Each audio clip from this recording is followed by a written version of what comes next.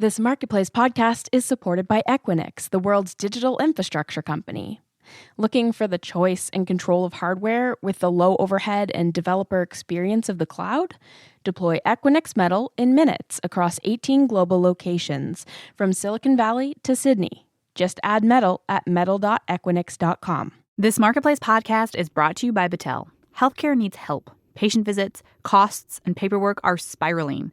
Battelle's advanced technology and analytics are designed to improve efficiency, patient outcomes, and the healthcare experience. At Battelle, it can be done. Learn more at battelle.org/QI. Twitter says its image cropping AI is biased and wants hacker bounty hunters to help fix it. From American Public Media, this is Marketplace Tech. I'm Megan McCarty-Carino in for Molly Wood.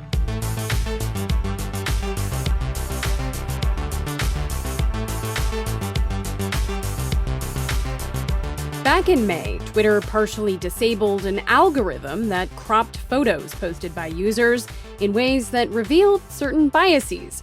A company audit and plenty of people on the internet found the algorithm preferenced white faces over black faces and men over women. Now, as part of the hacker conference DEF CON, which starts tomorrow, the company is offering a cash bounty to help fix the problem. Rumaan Chowdhury is Director of Machine Learning Ethics, Transparency, and Accountability at Twitter. Before that, she was founder and CEO of Parity, which helped other companies identify bias in their algorithms. Chowdhury told me the cropping algorithm was based on data tracking where real people tended to look in photos. It's such a great example of how bias can accidentally be embedded into models unintentionally coming from the source data. There are actually many ways in which this model could have been biased. And again, this is why, we're hoping that the public entering the algorithmic bias bounty will be able to, think of the things that we didn't think of ourselves. What does, sort of what happened with that algorithm tell you about how biases permeate algorithms and what some possible solutions might be? One thing I'm thinking a lot about is systems level bias. So it's pretty obvious. You go to a website to go buy something, there's probably some sort of an algorithm deciding what order to show you things. But there are probably lots of algorithms before then that are somehow influencing this algorithm to define a profile for you or to make certain assumptions about you that you're never going to be able to see and you're not going to be able to touch. So one thing I'm thinking about quite deeply is this notion of, systems level harm. And what does it mean when multiple algorithms are working together? The rewards for the Bounty Challenge aren't huge amounts of money, $3,500 for first place, $1,000 for second. Did you think about offering more? Well, right now, to be honest, in the field of responsible machine learning and responsible AI, people do this work for free and people should be compensated for their work. So it's greater than zero. So we're proud of that.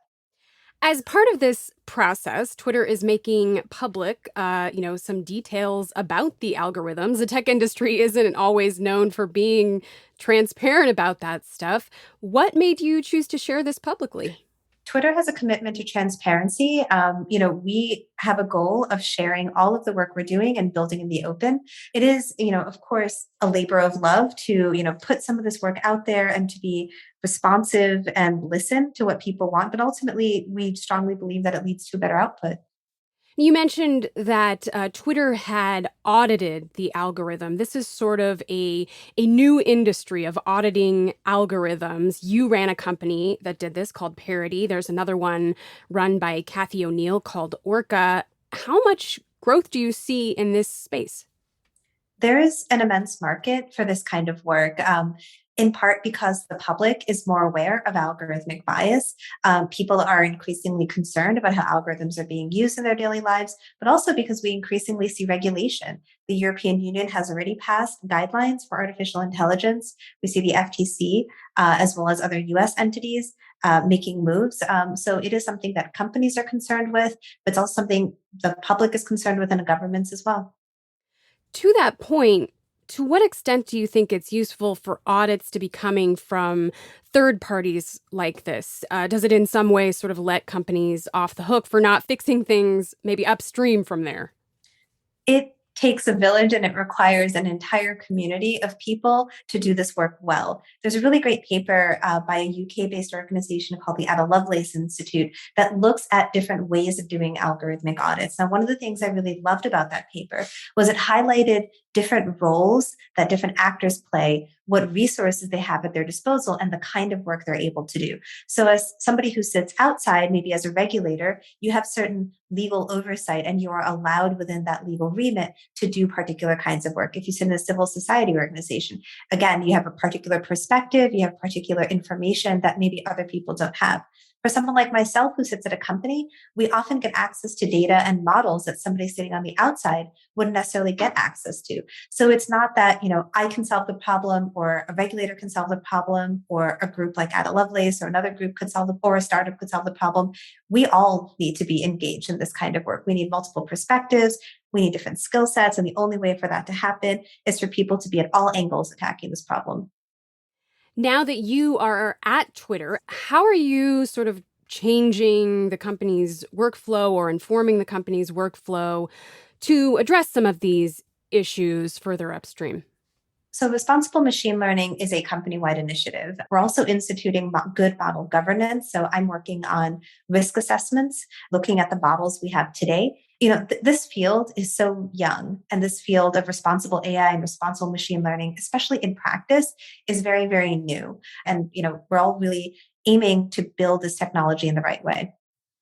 Twitter is a tech company, so it's very much in your wheelhouse to think about these things. But how should other types of companies that may be using algorithms more and more in their work start to grapple with these issues? I think that companies that are not inherently tech companies are probably the best places for us to institute ethical and responsible algorithms. And here's why. A company that, serves customers directly is probably more concerned with ensuring that whatever product it is they're selling is being positioned in the best light. And they're maybe less concerned about, is this algorithm cool?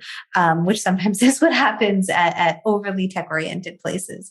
I think that the clients that I've had, the folks that I've worked with during my time at Accenture that were in non-traditionally tech companies, sometimes ask the best questions. So the best way, I think, is to be knowledgeable on what the questions should be. One of the things about the bias bounty is that our rubric is public. We want people to pick this up and think about things the way, our community has contributed to, and maybe this will spark questions that people can apply in their own industries. Rumon Chowdhury is Director of Machine Learning Ethics, Transparency, and Accountability at Twitter.